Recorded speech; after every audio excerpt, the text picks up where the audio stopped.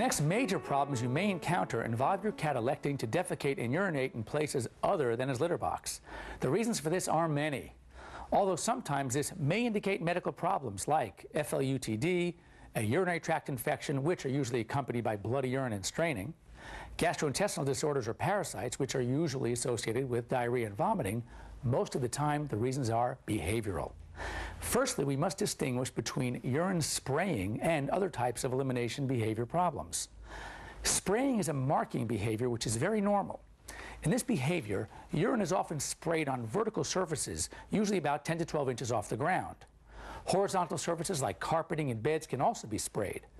Neutered males and spayed females are much less likely to spray than their intact counterparts. However, since stress and anxiety can also evoke spraying behavior, any cat can spray, even altered ones. If your cat is not truly spraying, it may have a pure attraction to unacceptable areas in the house. To successfully treat these problems, you must first determine the underlying cause. Once the medical and physical causes can be ruled out, try to determine if the problem is inappropriate elimination or true spraying. If the urine is found on vertical surfaces, or if the cat is defecating and urinating in the box, but also urinating on a few specific areas, then spraying may be the problem. If you think spraying is the problem, first make sure to neuter or spay your cat if this hasn't already been done. Next, try to determine any change, any situation that may be causing your cat undue stress and anxiety. If you can't, and your friend is only spraying in a few locations, here are a few suggestions. 1. Clean the areas well and use a good feline odor eliminator. Cats are more likely to return to areas where they detect their own odors. 2. Place some food or water over or near these spots, since cats don't want to eliminate where they eat. 3. Place a fresh litter box on the area of elimination. Once your cat starts using the box, gradually move it to a more desirable location. 4. Try to keep the cat away from the areas by remote punishment techniques like the water sprayer or the remote alarms. And lastly, number 5, drug therapy may be used as the last resort.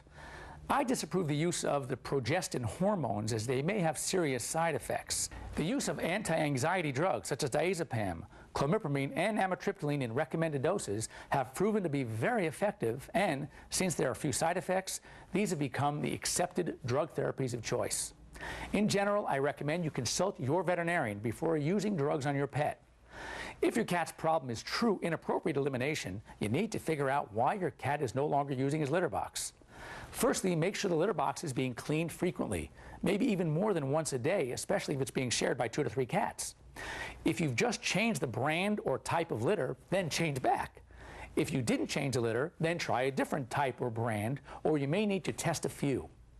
If you have more than 1 cat, you may want to put a second or even third box down.